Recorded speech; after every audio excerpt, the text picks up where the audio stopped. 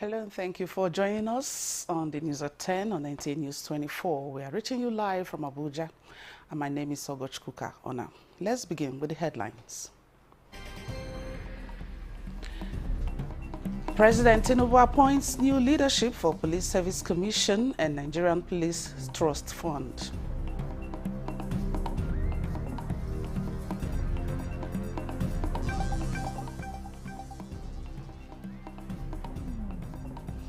Vice President Kashim Shettima restates federal government's commitment to support Nigerian youths to reach their potential. He wants to talk about youth. Currently, we have gotten more from the present government than the previous government.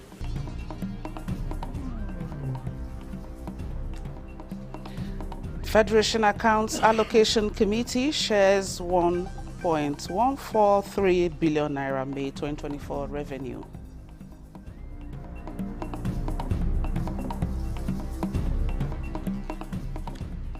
House of Representatives moves to address non-payment of stipends to overseas students. I would advise that you give us a realistic figure.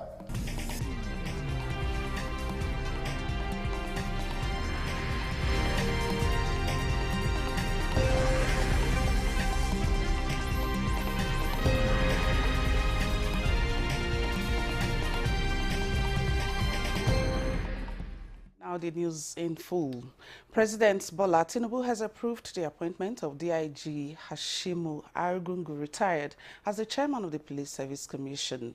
A statement by Ajuri Ngelale, special advisor to the president on media and publicity, says the president has also approved the appointment of Chief Onyemuche Nnamani as secretary and DIG Taiwo Lakanu, retired, as a member of the commission. The appointments are subject to confirmation by the Senate.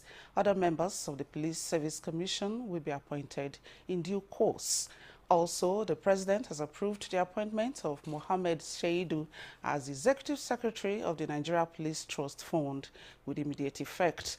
The president expects absolute demonstration of integrity, diligence, and patriotic zeal in the discharge of these important functions for the overall well-being of the Nigerian police and the nation. Vice President Kashim Shettima has restated the commitment of the Bola Tinubu administration to support Nigerian youths to reach their potential and contribute to the growth and development of the country. He stated this when he received the executive members of the National Youth Council of Nigeria at the presidential villa. State House correspondent Abdulrahman Jibrila reports. This visit is coming as the National Youth Council of Nigeria is set to celebrate its 60th anniversary in November this year.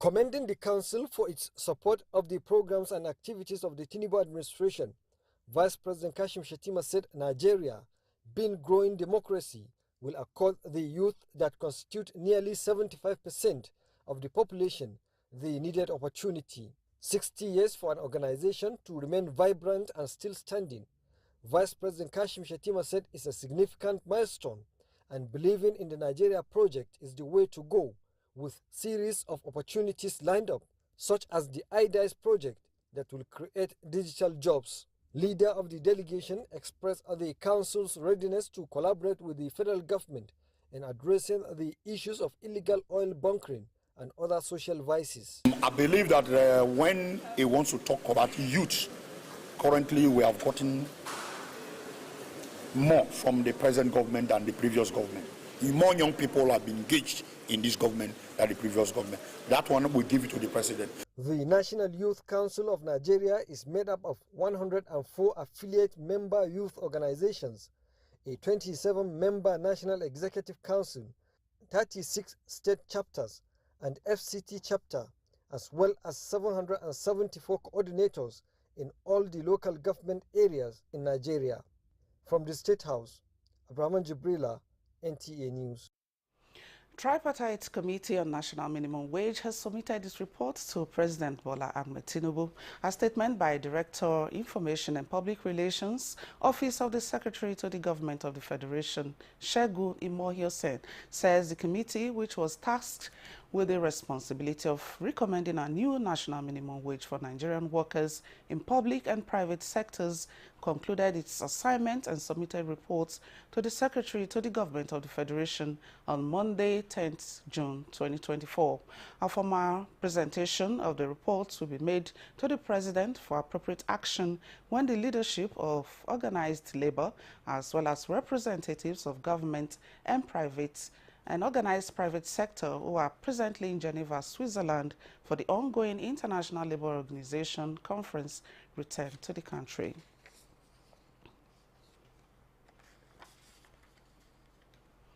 The Niger Delta Development Commission is partnering the private sector to sustain development initiatives in the region while defending the 1.9 trillion 2024 budget proposal before the Senate Committee on Niger Delta. The Managing Director, Dr. Samuel Ogbuku, said completion of ongoing projects is priority for desired transformation.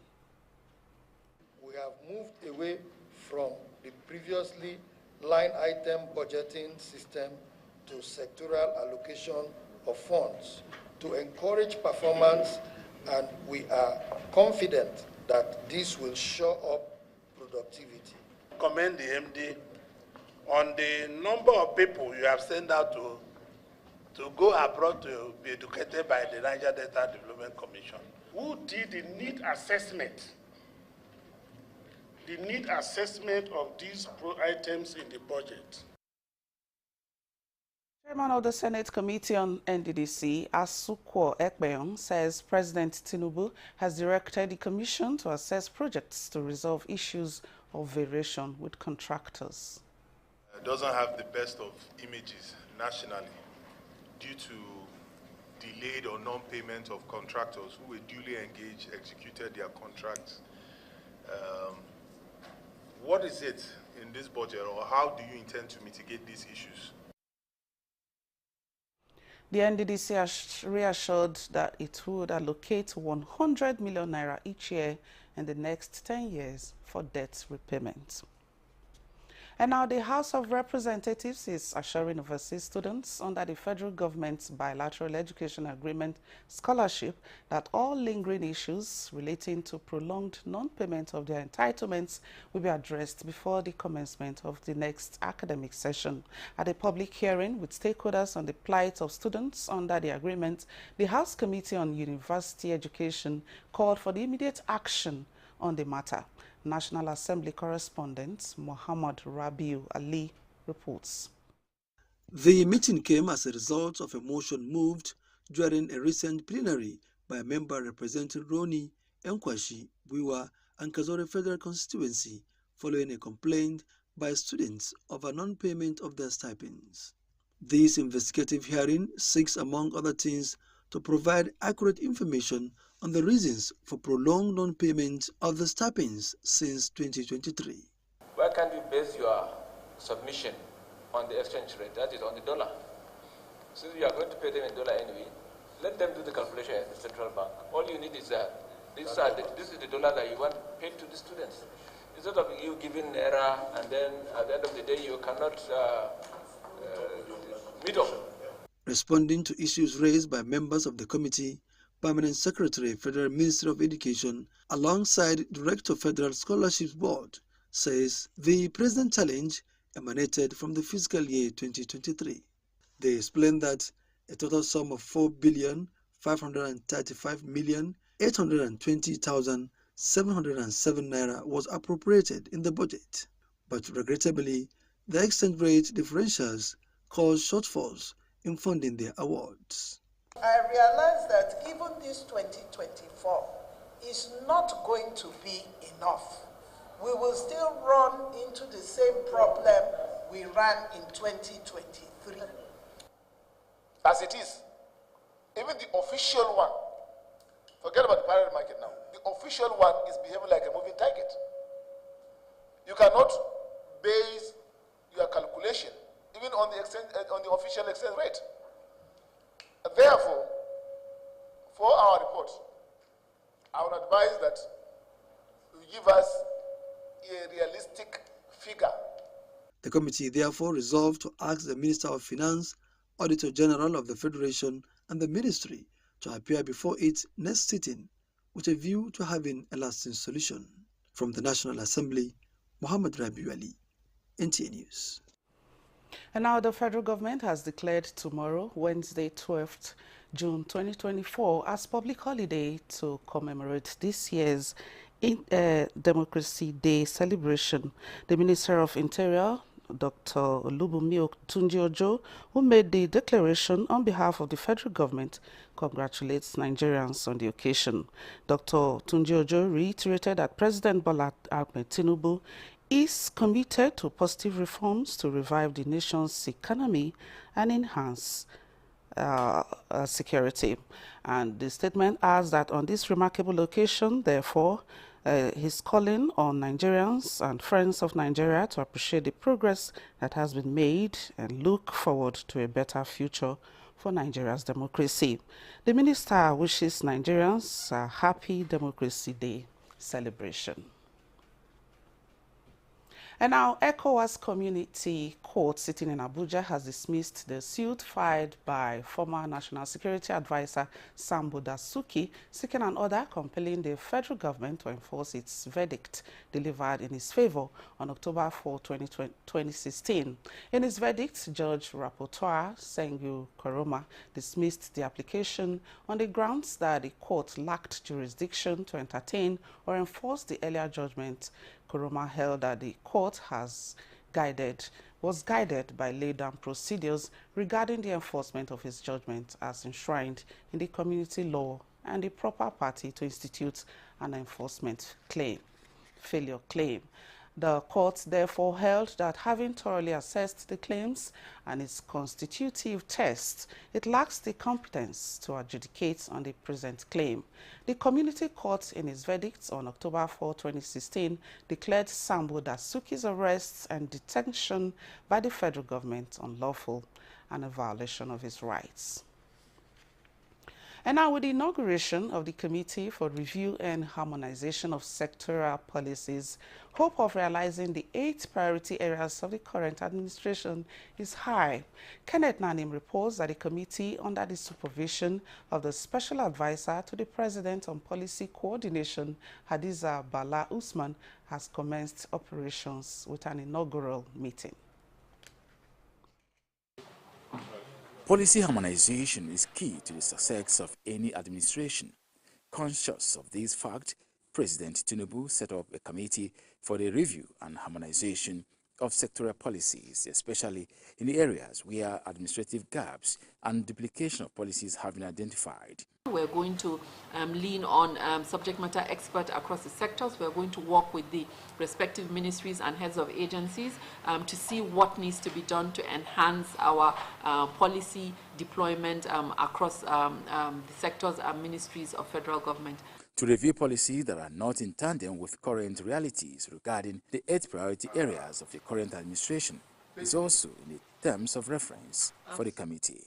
To achieve all of these, the committee has 12 to 18 weeks to develop a clear template of the structural framework of how a sectoral policy should read. We will ensure that cross-sectoral issues having contradictions in our policies will also be resolved at the end of the efforts we are trying to put in.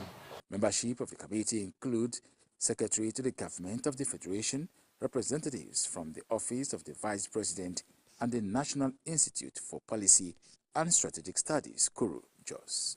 Kenneth Nanim, NTA News. This is the news at 10 on NTA News24. We now take a break. The news continues in a moment.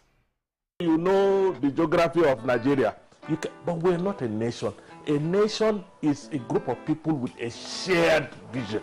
In many states of the Federation, with a few exceptions, we have only 2 tiers of government. The local government is completely gone. Insightful, thought-provoking, and engaging. Those countries that we go to buy refined petroleum products, or technically what we call distillates, are we saying their economic and political leaders are fools? What you see that is happening in the urban area is not happening in the rural area. There's no balance, there's no holistic or concerted approach to development. Every development is local. Every underdevelopment is also local. I think what we need is to promote national development. Good Morning Nigeria, the Nigerian Television Authority's flagship program, brings you all you need to know on current national issues that affect you. With expert analysis from professionals from all fields of endeavor, Good Morning Nigeria is your daily tonic of accurate, fact-based and intellectual discussions on issues that matter to you. Airing every weekday live between 7 a.m. and 9 a.m. on the network service of the NTA. Repeat broadcast at 5 p.m. daily on NTA News24. Don't be left out. You can join us by tuning in to NTA News24.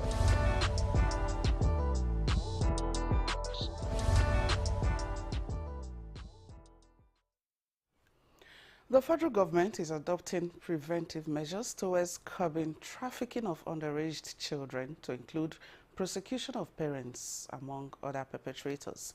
The Minister of Women Affairs, Uju Kennedy Ohaneye, revealed this while reacting to the trending video of underage Nigerian girls trapped in Ghana for prostitution. Ngozi Technical reports.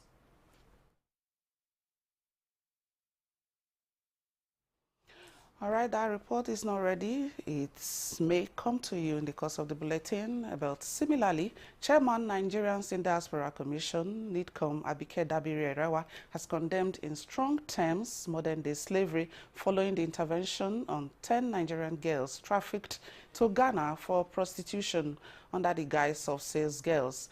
Abike Dabiri-Erewa stated this when she visited Ghana to address the rescue of Nigerian girls trafficked to that country, while commending the chairman of the Nigerians in Diaspora Organization, Ghana, Callistus Eloziwa, and his team. Abike Dabiri-Erewa emphasized the need for a permanent solution to eradicate human trafficking in Nigeria.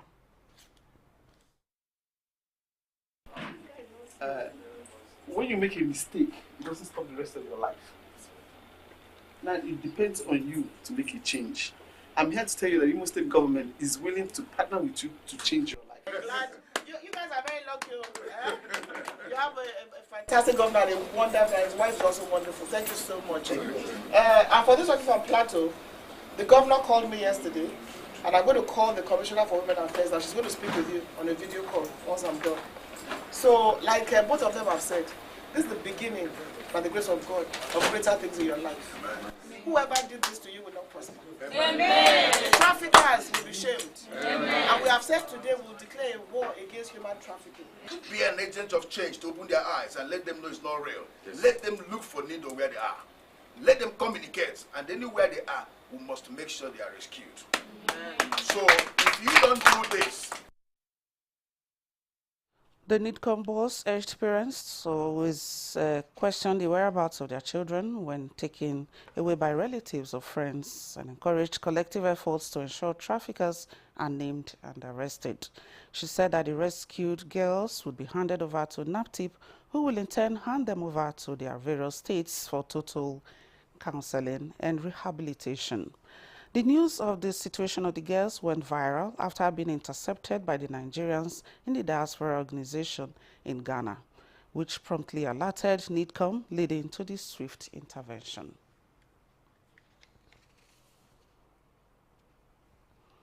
All right, we now return to our earlier report where we told you that the federal government is adopting preventive measures towards curbing trafficking of underage children, to include prosecution of parents, among other perpetrators. The Minister of Women Affairs, Uju Kennedy Ohaneye, revealed this while reacting to the trending video of underage Nigerian girls trapped in Ghana for prostitution. We now join Ngozi Technical for the report. With the disturbing video of Nigerian girls being used as prostitutes in Ghana, Women Affairs Minister had to pay an unscheduled visit to Ghanaian embassy to discuss ways of rescuing the girls, while other measures will follow. The first thing I should do this morning is to come to Ghana embassy.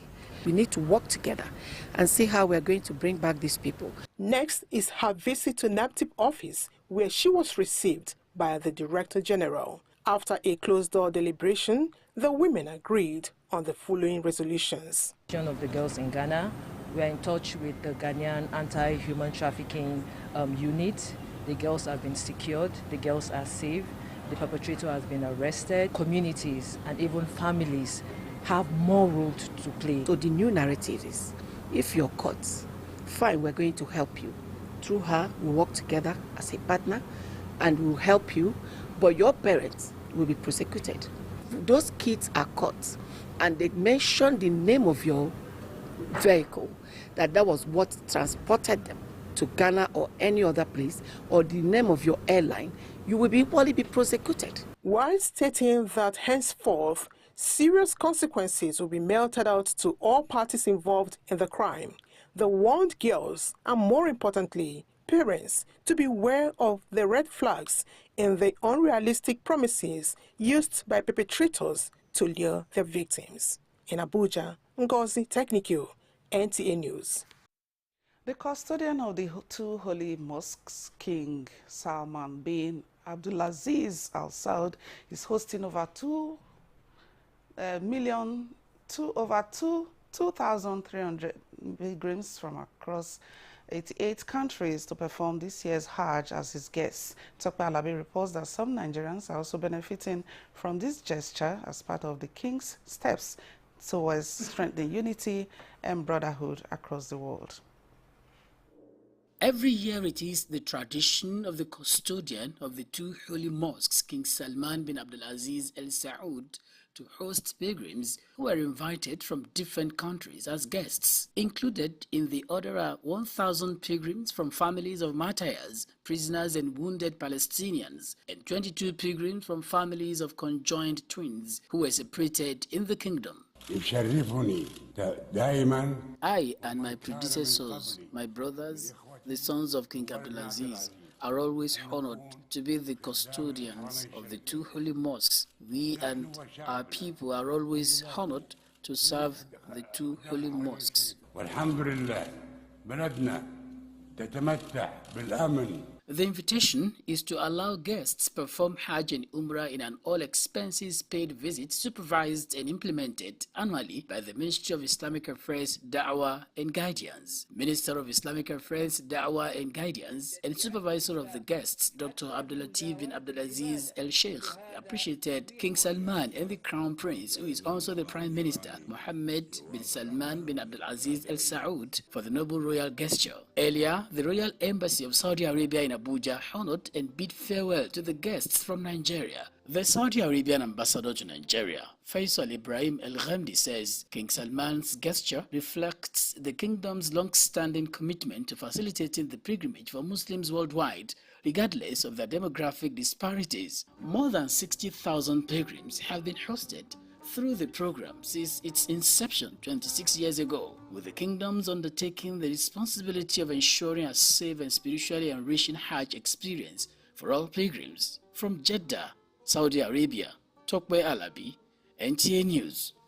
In the meantime, the Saudi authorities have made adequate arrangements for the safety and comfort of the pilgrims at the holy sites during this year's Hajj exercise. Officials of the National Hajj Commission of Nigeria and those of the State Pilgrims Welfare Boards made the observation while on a familiarization visit to the sites ahead of the forthcoming outing of the pilgrims to the Muna and the Arafat. Jamilu Ibrahim has details. This year's Hajj rides are scheduled to commence on the 14th of June, when the pilgrims will proceed to the valley of Muna to spend a night before moving to the Arafat site the following day.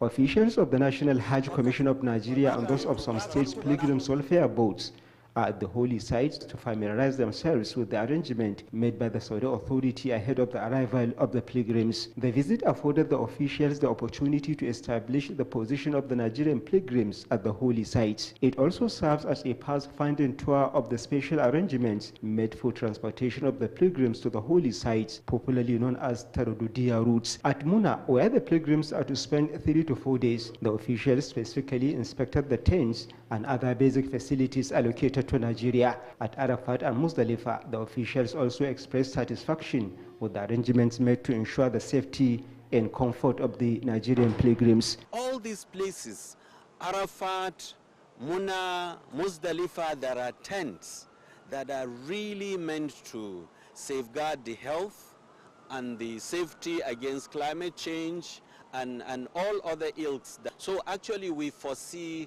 less issues, health issues, and there are less health hazards around the Mashair now than ever before. And we pray that Allah subhanahu wa ta'ala will make it easy, will let us witness the actual day of Arafat here, and to be here with all our pilgrims to witness and to be part of those that Allah subhanahu wa ta'ala will bless and accept their Hajj on that particular day. The NACON National Commissioner in charge of operations, who led the delegation, however, wanted the Nigerian pilgrims to safeguard their health under the heat waves. Most of our pilgrims believe it is compulsory that they go to that mountain on that day of Arafat. Please, let's continue to sensitize them. All grounds there are classified as Arafat. The NACON enjoins the media, Islamic clerics and the state officials to intensify enlightenment of the pilgrims on the need to abide by the newly introduced grouping arrangements with a view to ensuring orderliness in the observance of the Hajj rites. From the holy city of Mecca and the Kingdom of Saudi Arabia, Jamilu Ibrahim, NTA News. Thank you, Jamilu. We'll take another break now. We'll be right back. What is fake news? A false information with no verifiable source presented as true story on media platforms with the sole intention of causing injuries, chaos, and disaffection between persons, groups, or countries. Fake news facilitates extremism. Fake news creates panic and distrust. Fake news breeds hatred. Fake news kills. Don't joke with it. Don't be in a rush. Verify your sources and facts. It is better late than fake. This message is brought to you by NTA NEWS24. Political actors and the electorate have been urged to step up peace-building efforts in Bayelsa State to allow peace and development to thrive. At the post-election peace-building program held in Yenagoa, the organizer, the Kuka Center, sought the cooperation of all stakeholders to work for peace and promote social cohesion in the state. Aya Prezi reports. Winner or loser must emerge at the end of any political contest. And it is important political actors and supporters always have this in the back of their minds. Governance is therefore expected to take the center stage after elections had been concluded and winners emerged and sworn in. The project of the Kuka Center, From Pools to Peace, with the theme Strengthening Social Integration and Peace Initiative in Bayelsa State, aimed at engaging stakeholders towards peace building and enhancing social cohesion to drive development in the state. Project managers, the Kuka Center, look forward to a post-election Bayelsa where peace is not compromised and development is allowed to thrive in a harmonious atmosphere. We are not able to have this conference before the elections, so we are having it now after the elections. And the idea is to come back and get the perception of people of Bayelsa State, how the election went, what did not go well, and where we can step in to see how we can improve the electoral process and peace at large. In essence, what we have done today is that we're actually propelling the ideals of peace building and social cohesion, not just for the political parties and their candidates, but also for youths, for women, persons with disabilities, talking about inclusivity, and also not forgetting religious leaders and traditional rulers because of the moral powers that they really have. The panel discussion, Navigating the Pathways to Promote Peace and Social Integration in Bayelsa State, afforded panelists and participants to interact and urge the political class and supporters to sink their differences and close rank to move the state forward as election season is over. Defeat is a common norm. Winning is a common norm. Whatever comes to you at that point, accept it. So I advise the candidates who lost in the election to prepare for another opportunity. For me, it is time we do the right thing by bringing out the stakeholders, everyone, to discuss the affairs and the peace building of Bayelsa State. We've learned a lot from them that Bayelsa need to have peace as long as the election has gone. The most important thing is Bayelsa first. Let's put Bayelsa first before any other thing. Panelists also underscored the need for election stakeholders to bridge the gap of public trust and work towards building public confidence in the entire electoral process to achieve improved participation of the electorate in elections. In Yenagoa, Aya, Prezi, NTA News. And now for some business. Federal government unveils National Dairy Policy 2023 to 2026 aimed at guiding both public and private sector investors towards achieving self-sufficiency in milk production and enhancing global competitiveness. Details with Alika Opanachi Arua on Business News.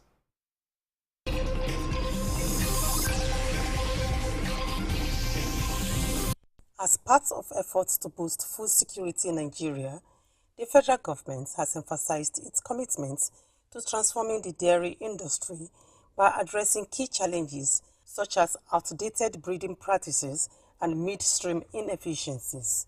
Current data report revealed that Nigeria spends about $1.5 billion annually on importing dairy products due to production deficits. The data also showed that Nigerians consume an average of 1.6 billion liters of milk and its products, but domestic production is insufficient to meet this demand, hence the need for productivity enhancements. Meanwhile, the federal government is developing a resurgence plan for the cotton, textile and apparel industry in Nigeria in collaboration with development partners and the private sector. Minister of Industry, Trade and Investments disclosed this while reviewing the activities of the ministry in the last 1 year, adding that about $3.5 billion investments were secured within the period to rejuvenate the moribund sector. She noted that the textile sector encompasses the complete clothing value chain in Nigeria, saying investment in the textile industry will generate employment for both skilled and unskilled labor across the country. With Business News, Alika Opanachi, Arua.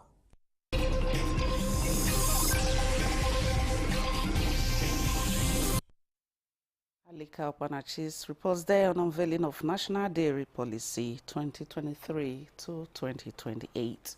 Now, mentorship programs play a pivotal role in nurturing leadership potential, providing guidance, support, and opportunities for personnel and professional growth by creating platforms for experiential learning, where young Nigerians can acquire practical skills and real-world experience that prepare them for future leadership roles.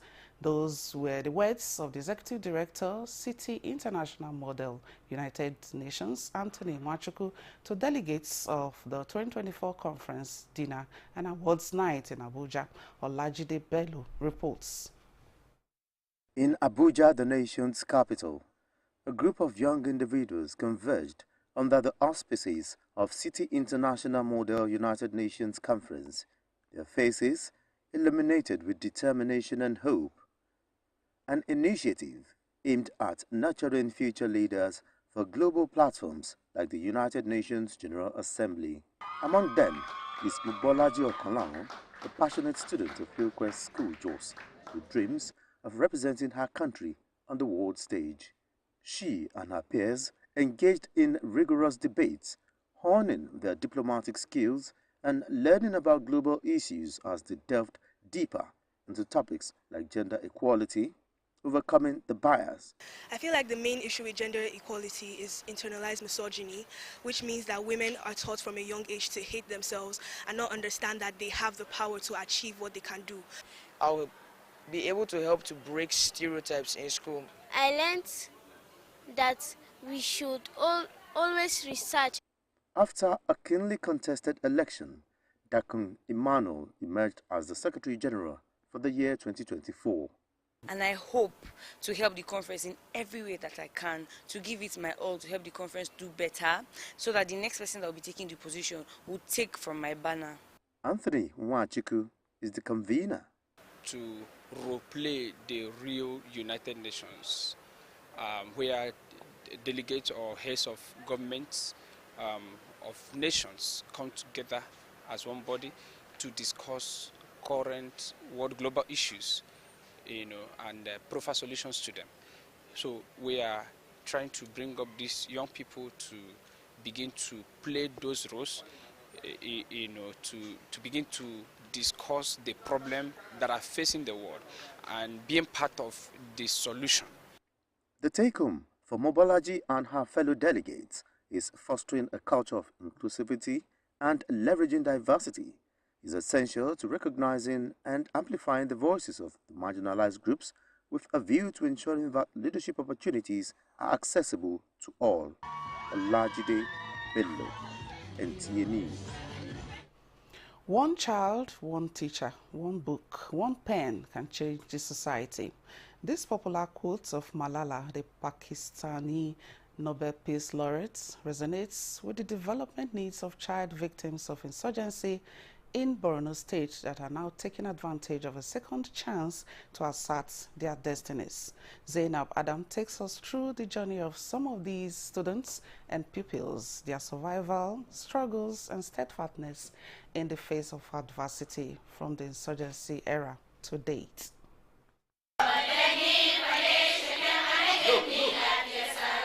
18-year-old Hawa Abdullahi Saleh, a victim of the insurgency from Goza local government area, is one of the 100 secondary school students attending Lafia Sarari Learning Center. Hawa sets to school as early as 6 a.m., trekking miles to a major road to join the school bus and returns by 2 p.m., not minding the scorching sun, with the temperature rising to 42 degrees Celsius as she walks back home. Catered for by a single mother alongside her siblings, Hawa's first day at school in 2017 is still fresh in her head, despite the trauma of fleeing for safety when insurgents attacked her community. Hawa and other girls in the school are determined to break all barriers and assert their destinies in tune with their God-given endowments.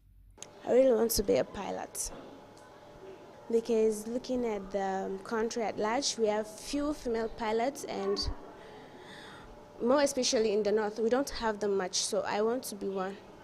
Actually, I have a call for our fathers, for the men, that they should not look at girls as useless, as valueless, because we are actually more important. Like, they need us more in the society. My ambition is to become a journalist, and through my writings and through my voice, I will have the opportunity to make people demand for their rights.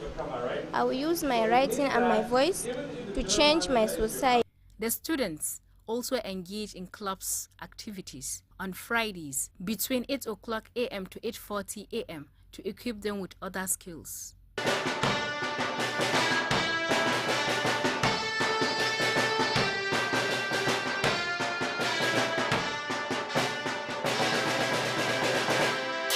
Will continuously, as I usually do, call on individuals, groups, and organizations actually to take part. No matter what they do, let them take part in seeing that a child has actually been to school.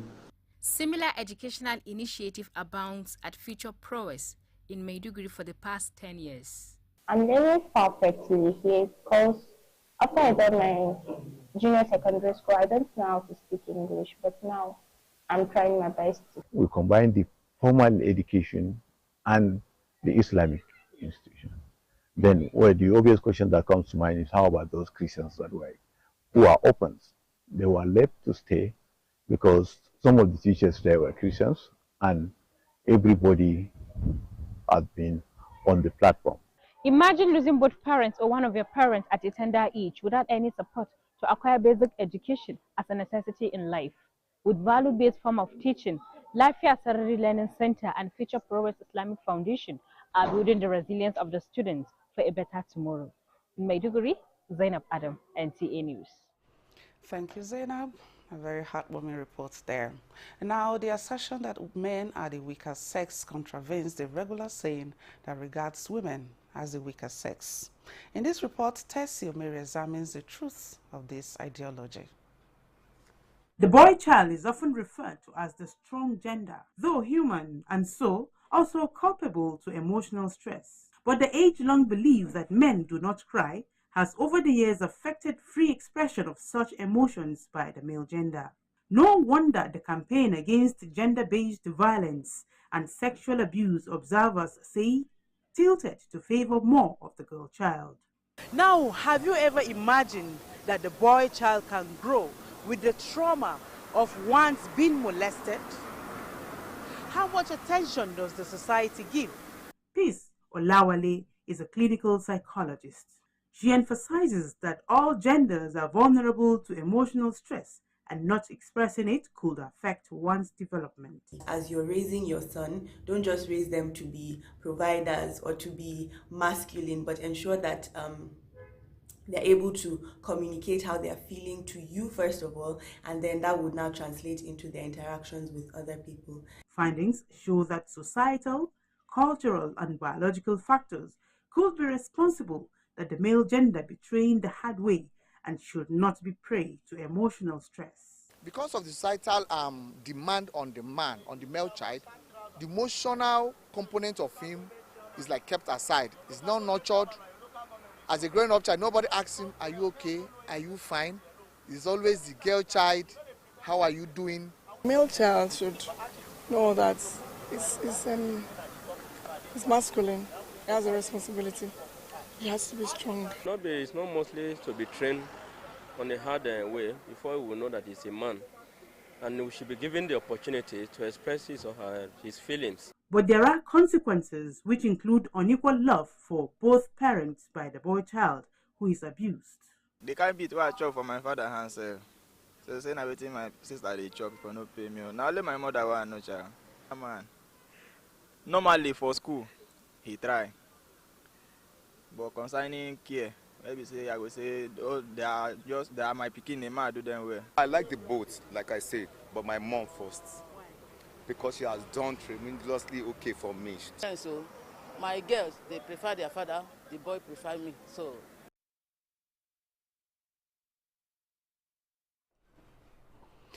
all right, Tessie Omeri there. Having a child, male or female, is a blessing, but are some families really blessed with giving birth to same sex over the others? This is a misconception of many parents on who the carrier of the sex-determining chromosome. In this special report, Sandra Akeme, who interacted with health experts, tells us more. Over the years, many keep wondering why some parents give birth to children with the same gender, which most times result to crisis among families, tagging it as heritable. For some families, having children of same sex affects their life satisfaction negatively. If a woman keeps giving birth to female children, particularly, the husband worries and the husband's people worry that she's not giving birth to a male child that will advance the name of the family. It's not that the woman cannot give birth to the female child. It's what the man gives the woman, that woman will produce. If Almighty Allah give you birth for female, he will say, hey, even a man, now I'm better.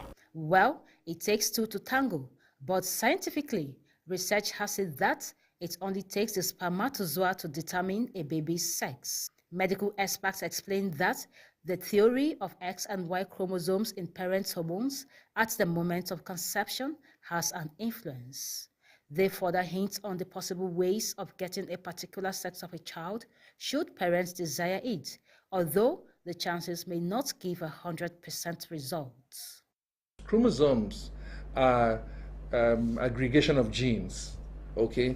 And every human being has 23 pairs, okay?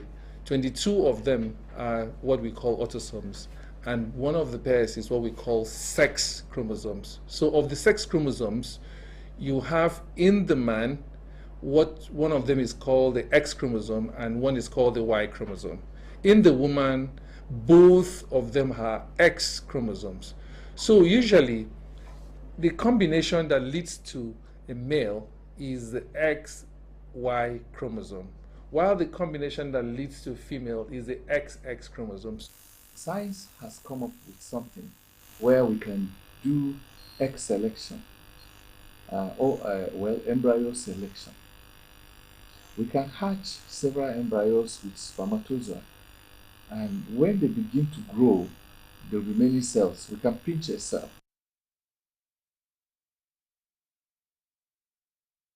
And now let's check what is trending in sports.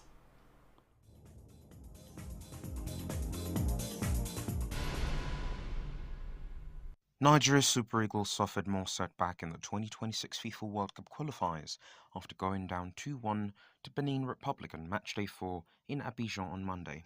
Despite taking the lead through Rafael Onyedika, the Beninois fought back to take a 2-1 lead into the break. The Eagles have now failed to win any of their 4 games, recording 3 draws and 1 defeat. The defeat leaves the team in 5th place on 3 points, while Benin go top in Group C on 7 points.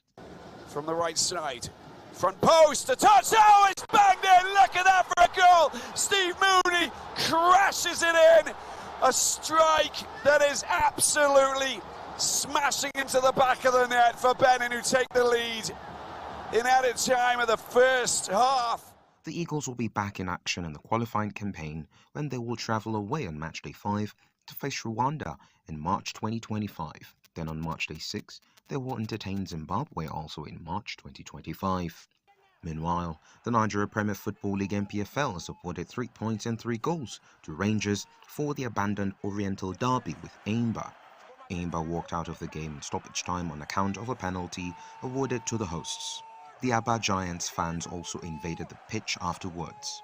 The NPFL has fined Aimba 10 million naira for the unruly behaviour of their players, officials and supporters during the game. The league body has also fined Rangers 5 million naira for various offences, including non-provision of adequate security, encroachment onto the pitch by fans and other unauthorised persons, as well as the sales of tickets to spectators more than the stadium capacity. Both clubs have 48 hours to appeal the decision. The Flying Antelopes top the standings with 64 points from 35 games.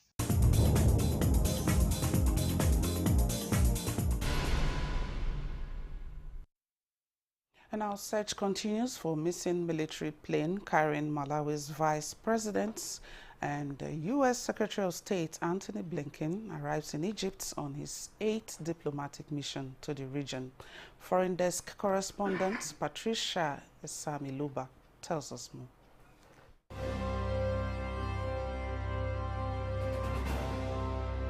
U.S. Secretary of State Antony Blinken returned to the Middle East this week as a proposed Israel-Hamas ceasefire deal hangs in the balance after the dramatic rescue of 4 Israeli hostages was held in Gaza. Blinken arrived Cairo in Egypt on Monday with no firm response from Hamas to the proposal received 10 days ago, as reported. Blinken has, however, started his 8th diplomatic mission to the region since the conflict began in October. Reports say, after a series of meetings with Egyptian President Abdel Fattah al-Sisi, Blinken is expected to travel to Israel, Jordan, and Qatar. Inasmuch as President Joe Biden, Blinken and other U.S. officials have praised the hostage rescue, the operations resulted in the deaths of a large number of Palestinian civilians that may complicate the ceasefire push by emboldening Israel and hardening Hamas' resolve to carry on fighting in the war, reports say it initiated with its October 7 attacks. And elsewhere in Malawi, soldiers are searching mountainous forests near a city in northern Malawi after a military plane carrying the country's vice president and a former first lady, went missing in the area on Monday. President Lazarus Chakwera has announced that the plane carrying the 51-year-old vice president, Salos Chilima, former First Lady Chanel Zenbiri, and 8 others left the Southern African nation's capital at 9:17 a.m. and had been expected to land 45 minutes later at Mzuzu International Airport, about 370 kilometers to the north. But air traffic control had told it not to attempt a landing, but to turn around because of bad weather and poor visibility. Reports added that the air traffic control lost contact with the aircraft and it disappeared from radar a short time later. And lastly, Paris Peace Forum advocates for fair transitions at the Mohammed VI Polytechnic University in Benguiri, Morocco, where global governance actors gathered for the spring meeting. The Paris Forum is a forum that coordinates the affairs and symbol of the common interest between the North and the South, and of course, Africa's essential role in providing solutions to global challenges. This year's theme is fair transitions as countries face the dilemma of reconciling environmental preservation with reducing the energy gap. On the foreign scene, Patricia Esamiluba, NTA News.